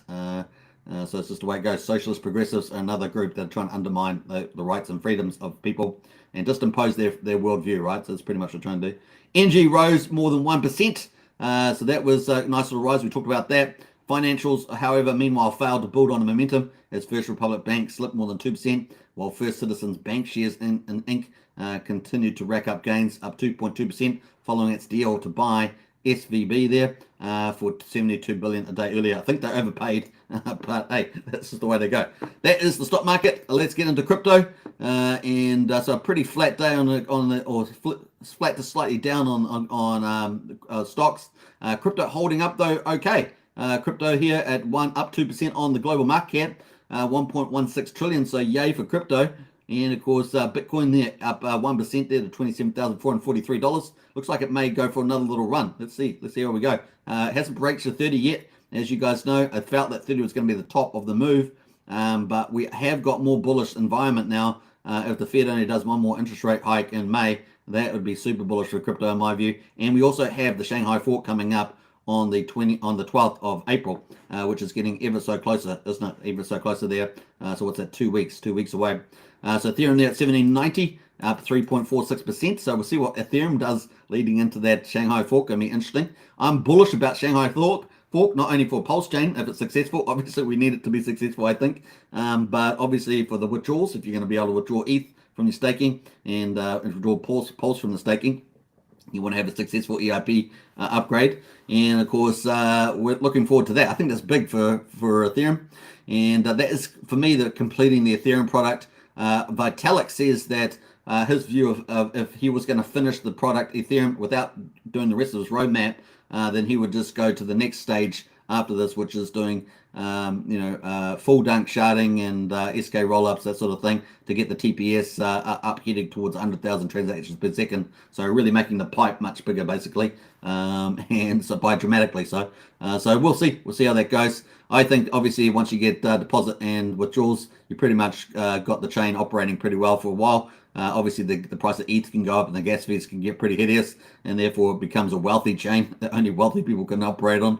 Yeah, it's going to be interesting to see that to play out. So pretty bullish in my view, and I'm also bullish because I think that we may head up from 14% of the ETH staked up to 40% on the EVM chains. So instead of having, I think that instead of having 17.8 a million ETH on there, we might have a lot more ETH go in there as institutions go. Well, they can get the money out, right? If you're an institution, do you really want to put your money into validating when you can't withdraw it because it's all locked in there? It's like that's not going to happen. So I think the larger players will be going, well, ETH withdrawals are successful now. I can go in and out of validating at will, and therefore I can take a longer position up, which is kind of the funny side of things, right? Because they know they can get their ETH back out with their profits when they need to, should that be the case, or at least just get their profits out in any case at some stage. So it's pretty neat. Tether is stable at $1. Binance Coin at 314 is holding up there, and of course USDC is pegged at $1 as well. XRP 52 cents, up 9% on XRP. Another nice day for XRP there. Cardano is up 6% at 36.9 cents. Hex holding at number 8 spot on Nomics is pretty much flat at 7.69 cents there, holding at 10.58 billion. It's nice to hold that 10 billion mark, isn't it, on the old Hex valuation there on Nomics. Dogecoin there is up a little bit too, to 77.4 cents there, and Polygon wrapping up the top 10 there, up 3.68% at $1.09, just under 10 billion on the valuation there. So those are top 10. The big movers, of course, Mars Network up 17% in the top 100, Rocket Pool up 13%. Now Rocket Pool was the one that Alex McFerder was looking to fork, so that people could do delegations. So you can click on a Rocket Pool and find out more about that with their website. So definitely rocketpool.net. Hopefully it's going to open up with a connection. Here we go. Rocket Pool, decentralized Ethereum staking protocol. 438,000 ETH stake. That's pretty good. Out of 17.8 million, they got 438,000 of it, which is pretty good numbers. And of course, operating 2,225 nodes as well. Now, there are services where you can do solo staking, but you can actually just get the service to host, just like you host in the cloud. You can get them to host your validator on their hardware. There is those services as well out there, which is pretty interesting. But here are stake run and node, stake ETH, so two different options there. You can see the APR here for ETH rewards for staking and running a node. You only need 16 ETH on this one, and that's 7.1% APR. On the staked ETH, you don't need, you can deposit as little as 0.01 ETH, so that'd be a very small amount of Pulse, and of course APR, 4%. But you got low risk. These are the low risk protocols kind of thing, because as soon as you go on to a higher yield DApp like Liquidity, like Power City, Earn protocol, like Liquid Loans protocol, you're taking on more risk in terms of the price movements on those, as I said earlier, under extreme cases, but more so for PulseX. So this is the way that you got to consider that risk return. One way, as I said, is diversifying your portfolio. If you had PulseX and Pulse and you want to get high yields, diversify it across different protocols, and then average out those returns, and that mitigates your losses. Because imagine if you're in a higher yield one, maybe there is a flash crash, and maybe your collateralization was too high or too low, and you ended up getting stopped out. Then you'd lose a lot of that asset, and then maybe you're in negative yield return there, so you don't want to be in that situation. So food for thought, folks. It's not poker where you just go all in, I'm all in. Just be careful with that. To try and keep a modestly diversified portfolio, as I would say. All right, so that's kind of cool. It's top ones there, so they're actually top performers as well. So imagine Alex forking that. Is he going to become a top performer? A top performer on PulseChain?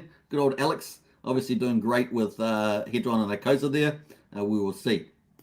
Lido, of course, is top performer. Also up 11.68%. Possibly into the lead up, and most likely into the lead up of the Shanghai fork on the 12th. So some of these protocols are already moving up in value. So Lido there, liquid staking. So another staking DApp protocol for PulseChain that potentially we could have something similar there as well. So that's Lido. And of course, this is the biggest staking facility there, liquid staking for Ethereum. And of course, we could see that being a big deal as well for PulseChain. So pretty neat as well. They issue ownership tokens on this as well for liquid staking. That's pretty neat. Lido is a liquid staking solution for Beacon Chain. You can see that post up there.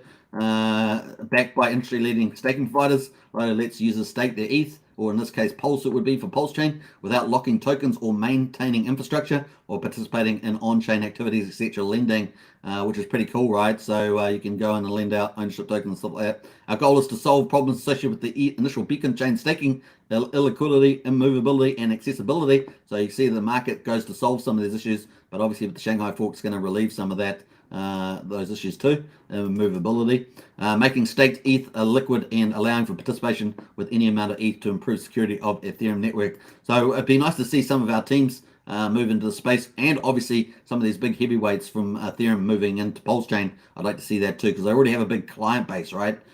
So we want to get that.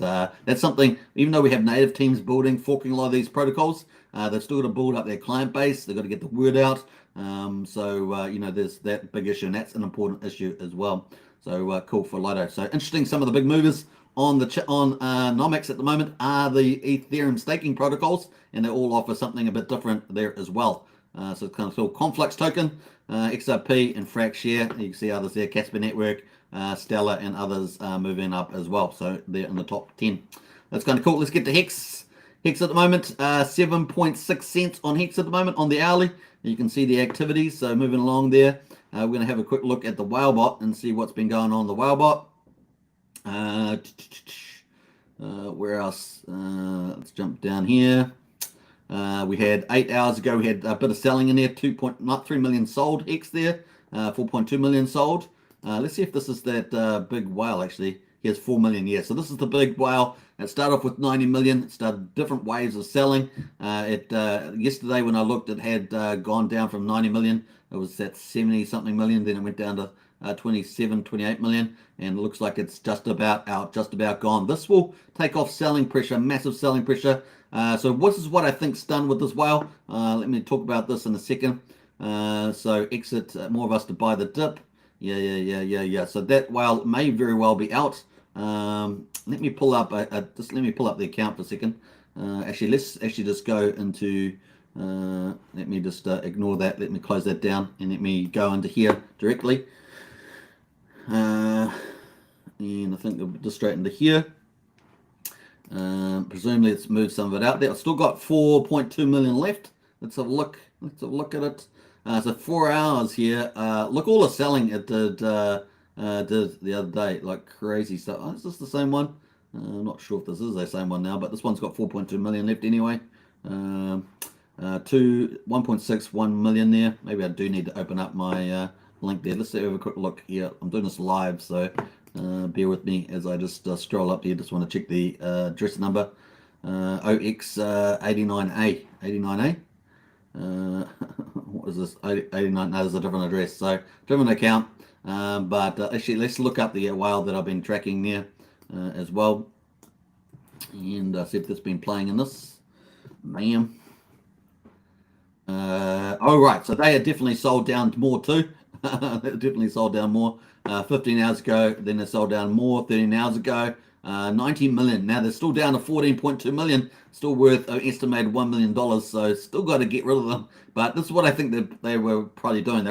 They saw the price come down. This is my guess there. They had stakes come out too, but without doing a full chain analysis, this is my basic psychology here, is that the price went down to about 1.7. These guys saw, the price just did a super rally, did a 7.5x up to 12.735 cents, and then it's started to slip down here. I'm going to start to slip down again. I want to get my bags and lock in my big profits, because I was a big holder of Hex. So that's pretty much it, and they're almost out. They're almost out there, and maybe they're going to use some of it for PulseChain. Maybe that's their strategy, getting US dollars US dollars for that. So we'll see how that goes. Anyway, food for thought. Anyway, it's better to get the large liquid holders that aren't going to stick around out at a lower price. This is still a fairly good price for them, but they're almost out from the looks of it. So still got $1 million to go though. So it's not it's not a pretty big number still, but they're almost gone. We'll go from there. All right, what else there? Let's have a look here. So that was 8 hours ago. 4 hours ago, 4.2 million. So if you look on this chart here, we can see sort of those big moves. So the big red bar here, that was a big seller in there. 4 hours ago, we had this big red candle. So these are the whale bots in both of these two red candles on the hourly. Then we had 3 million bought. So we managed to get pushed back up here as well on the candle. So nice. What else we got going on here?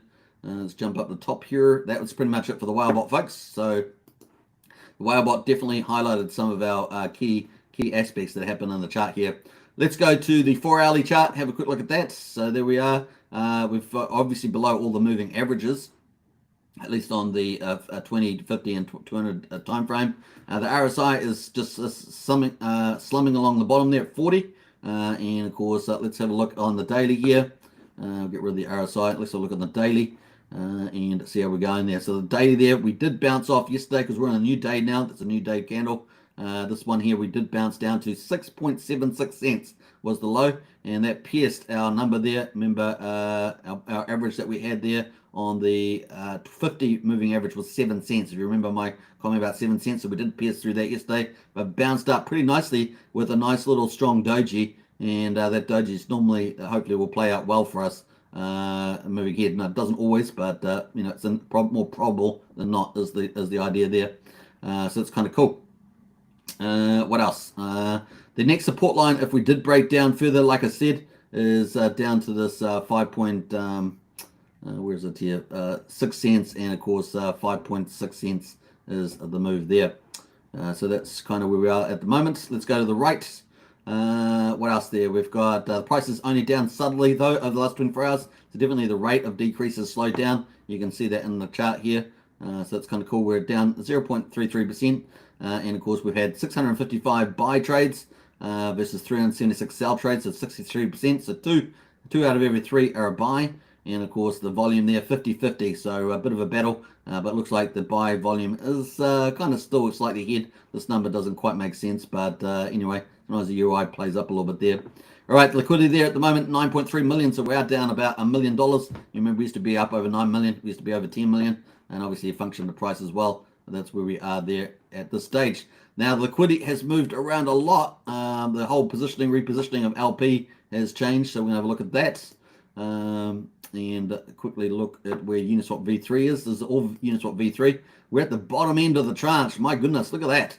This is the whole tranche here. The top end here is 9.38 cents. Remember, that used to be 12 cents. Used to be 12 cents. That is now, the top of this tranche is 9.3. So the LP providing has all shifted down in liquidity pools. And we're at the very bottom of the tranche there at 7.6. Now, obviously, on the buy side here, we've got $25,000 to $20,000 candles sitting all the way between 7.5 cents and was this dropping off here 7 cents.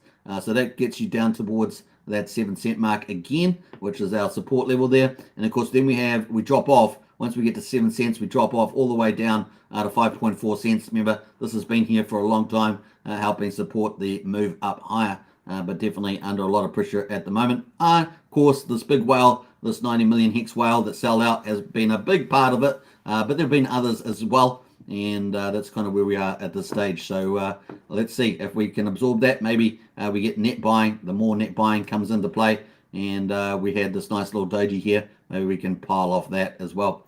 So pretty cool. A little bit more optimistic at this stage.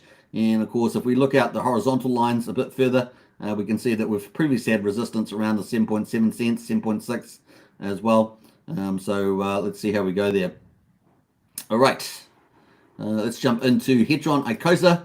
Hedron at the moment is having a nice little rally on the hourly. Look at that. Woohoo! And bounced off 2,330, is now up at 2,480. So nice little bounce there for Hedron. On the 4 hourly there, you can see the last 8 hours have been pretty friendly to Hedron there with the bounce. And of course, the RSI on Hedron still pretty low. Some of the Hex actually 42, so we're at 40, at 42. This is on the 4 hourly though. And of course we've got the we'll move away from that because it's not too interesting, the DMI, but let's go to the daily. Let's see what the daily is. So daily, the RSI is at 51, so actually stronger than Hex is looking as Hedron. And of course we had also even a better doji there. It looks like a butterfly doji if I remember rightly, and of course that's even looking stronger than our sort of a hammer looking doji. And yeah, we're at 2481, so Hedron looking even better. We've still got the buyers beating out the sellers, although they almost got back to convergence. And of course we do have lost our confirmed trend. It's just slightly below 25 at 23.6. So there's a bit of a battle going here for the buyers, but I reckon it's kind of looking good. So we'll see how we go there. We have got a cross here. If this does cross, that's normally negative, but it's still not crossed yet. So we'll see. Maybe it just maybe they kiss and apart from each other. You know, being apart makes us more fond of each other, kind of thing. All right, so let's get into Hedron with the HSIs as well. Let's jump onto that. Let's see what else is in here. Let's go into the HSI auctions. Bam. How many we got there? 3,047 Hex HSIs are in the liquidation queue. So they have not been bought into the auction house yet. Yesterday we only had about 13. Today we're up at 20, so that's a much bullish time. Let's have a look here as well. So we've got lots of t-shirts, man. This is going to be a great burning day. So if you got a Coaster Stakes and things like that, Wats's, you're in for a good day because there's some big t-shares in here.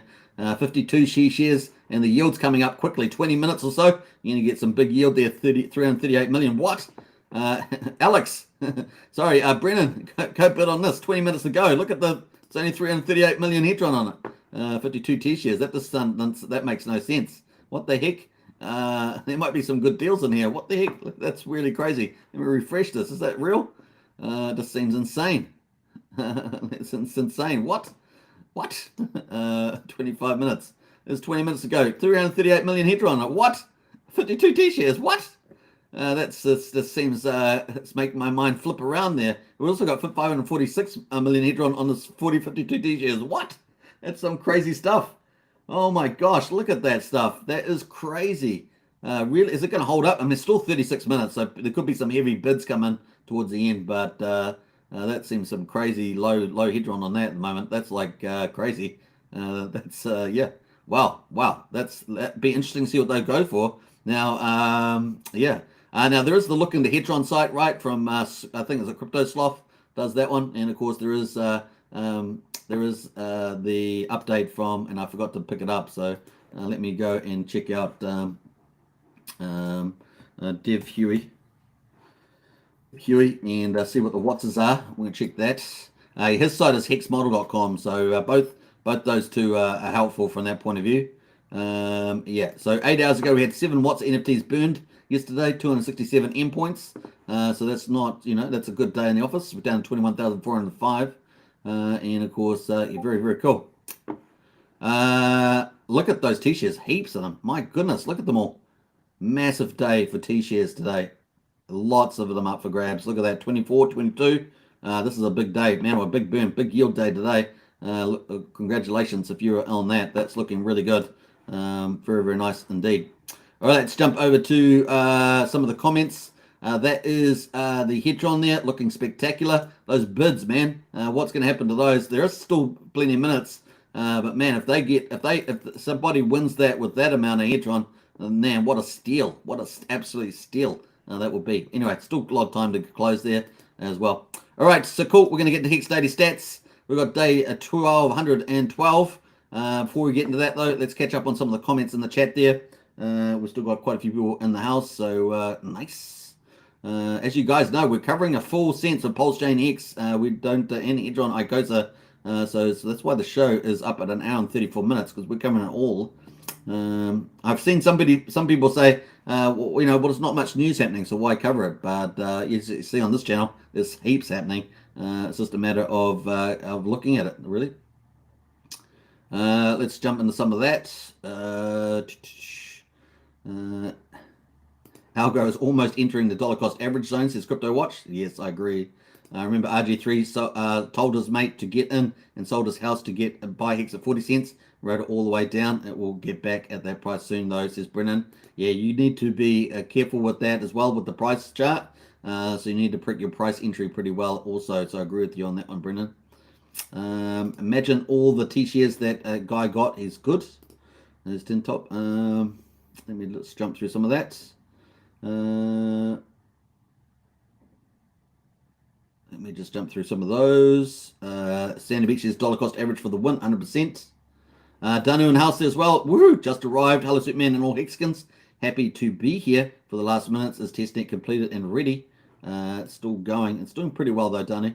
Then each moment could come the great moment for the real one. Yeah. It's going to be crazy, crazy. Moog Signal says, love this channel. I appreciate that, Moon Signal. Big shout out. What else there?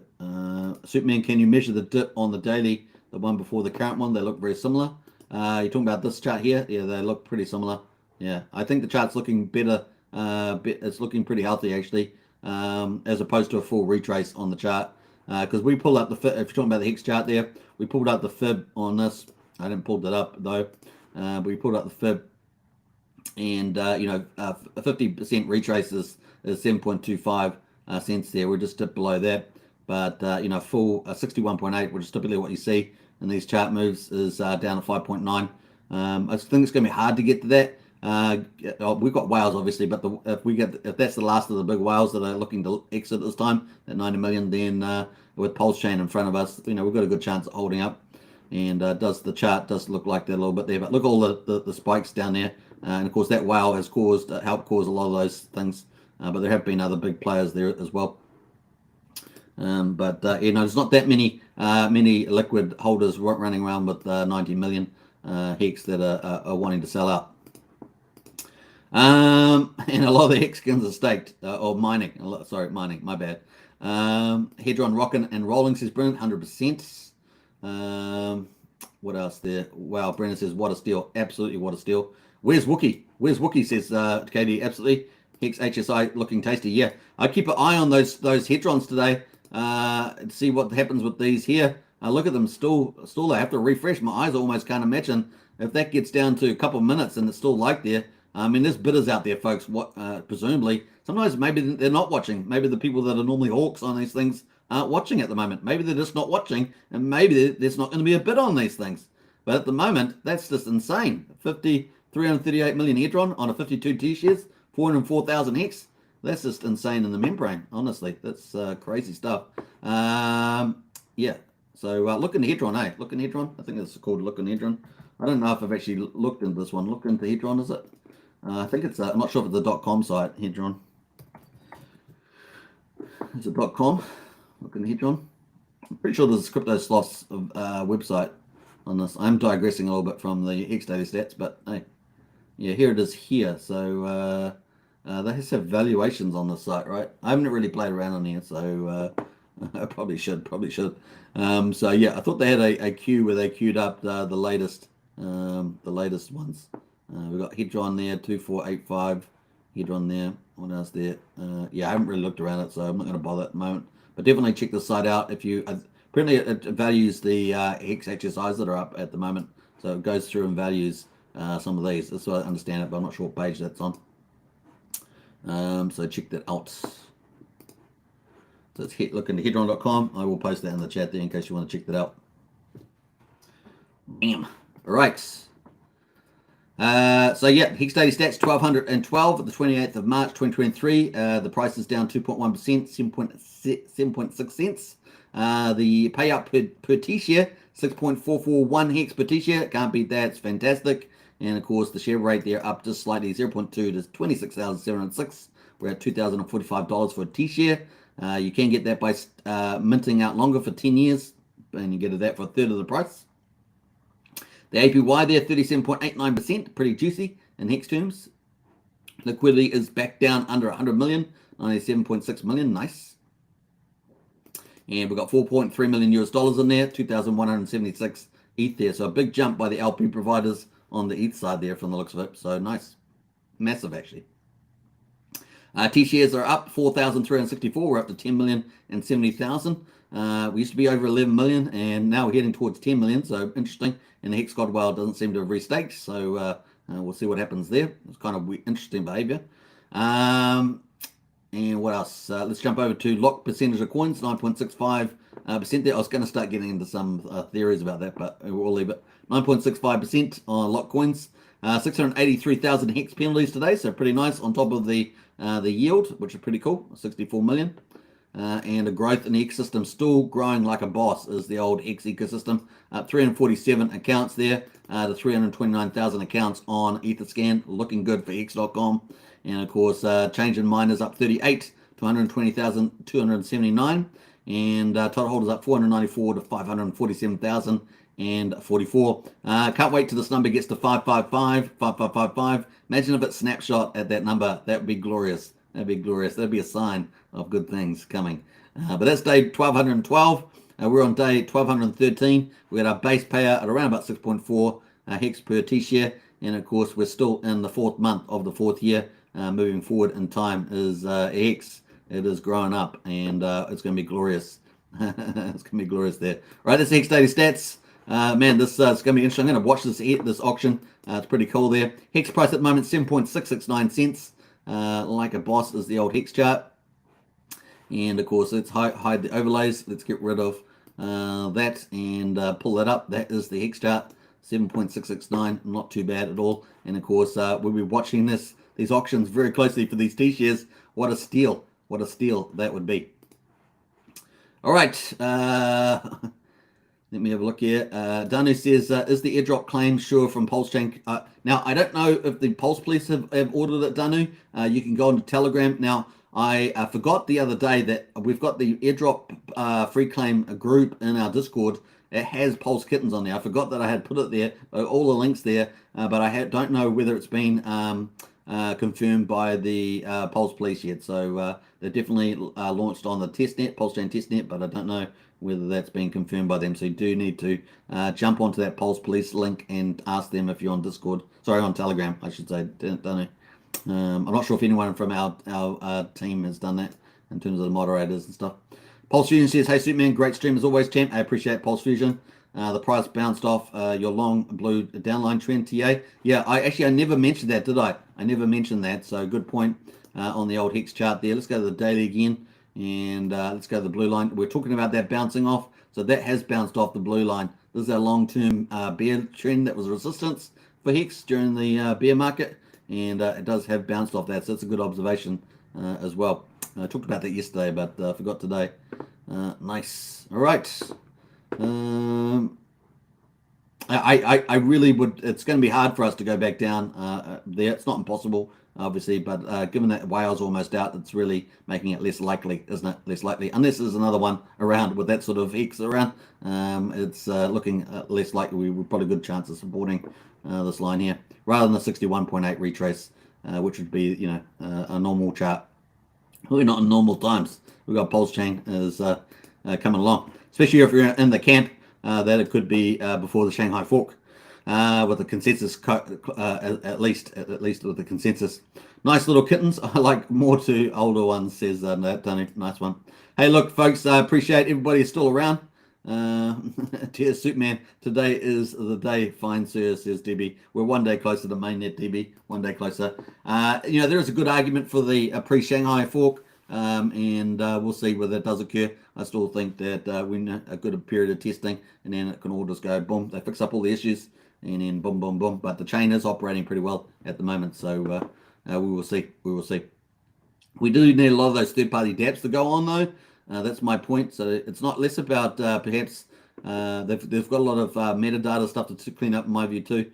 And a few of the utilities can be added later. I agree with that side of the story. But a lot of the PulseChain teams need to get their dApps up and running and testing out the chain and giving any feedback to the team. So to iron out any issues that people might have on the chain. So I think that's important, and normal users as well. So I still think, May, June is kind of seems like a reasonable date. But hey, look, maybe they shock us to the upside, and it was before the Shanghai fork. We'll wait and see. In any case, let's get back to these auctions. I was going to wrap up. Oh, there we are. Well, okay, so that makes sense. We now got a billion Hedron on that one. 6 minutes to go. So someone did come in and bid. Yeah, I was thought, man, if they got someone to steal that, but that's still super cheap, right? 1 billion. We'll see what happens with this auction. Now, normally I'd finish the live stream about now, but because we're going to watch these Hedron auctions, see what happens just for a few more minutes. So at least we're going to watch this one here anyway. This one's got 6 minutes. We'll keep going for that period of time, and then we'll wrap up. Thanks to Mrs. Rango. I hope you all have a great day, night. Catch you in 23 hours. Nice one, Rango. See you then for sure. Pulse Fusion says, do you think more drop after V3 launch, and do you think I will see 3 cents again, Superman? No, well, we're going to get the split after PulseChain mainnet launch, you mean? V3? A V3 launch there? No, I was just saying that, that we're probably got a good chance of not getting to the 61.8 on the Fibonacci, which is around 5.9, but it's not inevitable. I mean, you know, still a lot of liquid out there, but we know the big liquid, how many people are walking around with 19 million hex, you know, not too many. And some of the wallets that do have a very large holdings, they're typically more longer term players, and they're better. They've got other options like PulseChain and PulseX to exit that way. Sellers are losing steam, says Brennan. Agree on that too. They must have been watching the stream, then made a bid on it. Yeah, maybe they did, Brennan. Maybe they did. Have you winked on that? No, I thought you might have winked, indicated that. But yeah, 5 minutes to go. Let's see whether that's still a big deal. That's still a nice steal on that one. Now, I'm not sure whether that look. I'm going to go through that look in the Hedron website, but I think they may have a calculator in there or something like that. So I'm not going to do it live because it's like mucking around. But let's have a look here. 1 billion. 1 billion. 1 billion, and we'll times that by, what's it, 5 zeros? 1, 2, 3, 4. 5, 2, 4, say. So it's $2,400. $2,400 is the bid. That's ridiculous, though. $2,400 is the bid. And of course, I'm not going to do T-shares, but we'll do the. How much we say T-shares? Oh yeah, we'll do T-shares. Oh, but it's at 10 years, so I won't do that. What is that? What's 2,000? 52 times 2. That's 104,000. So I got 2,400 bid. That's like a 2% value. That's insane. That's insane. But we've got to divide that though by 3. Divided by 3. So that would be about $35,000. So 35. So 2.4 over 35. That would be 7%. Are you kidding me? That just seems insane. Brennan, those numbers add up? I think they do. So Andrew's already beaten me to it. Nice one there, Andrew. 32,000 worth of hex for a bit of 2,500. Now 1 billion. Yeah. That's good. Yeah, it's pretty similar to my numbers, so that's good.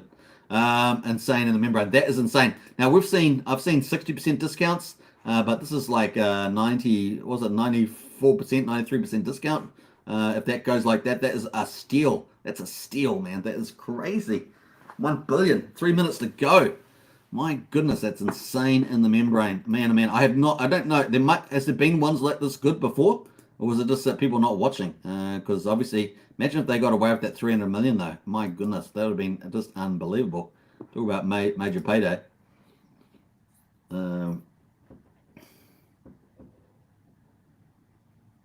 3 minutes to go. Wow. Can I zoom on that? I'll zoom on a little bit there.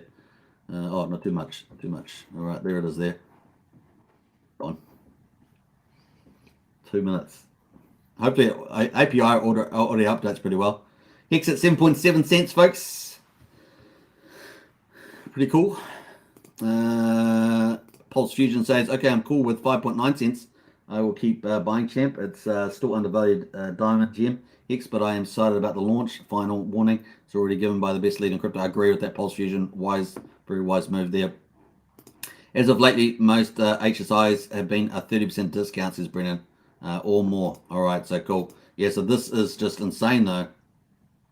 This is insane, this discount. So 3,200 divided by, let's say, do 32.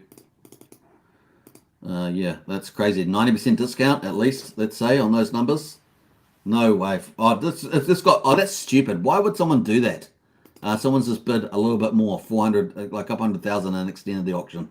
Why would you? That's I don't know. That's a little crazy. I guess you can do it, but it's like, That's crazy. 4 minutes. So that's going to keep going. I don't know if I'm going to keep live stream for that, because if people are going to keep extending this auction, I expected them to do that actually, but now that I'm thinking about it, could make the auction go on forever. Just the way it goes. Anyway, keep an eye on this one. This is on app.coza.pro. We'll see what that ends up being. We might, if someone's still watching it, we might end up posting that in the Discord. If that ends up being a steal, like a 90% discount, which it is at the moment. Someone's just bid on that another $1 million, so people are bidding that up, but that's pretty crazy. All right, take care, everybody. Hope you enjoyed this mega live stream, and of course, I think everything's going pretty well there. I think PulseChain's moving forward pretty nicely. We looked at performance before. We looked at some of the optimizations. We looked at some of the insights with some of the project teams, looking pretty good there. And I think Brendan's probably right. The Hex price, the sellers are probably getting a little bit exhausted, and we've got PulseChain potentially could be mainnet, could be around the corner, or it could be 2 months. Nothing new there. All right, I hope you guys enjoyed it. Feel free to subscribe, like, share, hit the bell, get into our Discord if you want to continue the conversation. It's 24/7 in there. We've got all the links, and of course the best community. Get in there, go for gold. If you want to join as a member of this channel, hit the join button. We've got PulseSkins, Hexskins, a Rich Art Club, and of course big shout out to I think it was Brian, was it, that gave out the memberships, or KD? I think they gave out those memberships. A big shout out for that too. All right, take care, everybody. Bye for now. Woohoo! Let's rock on. Let's party on.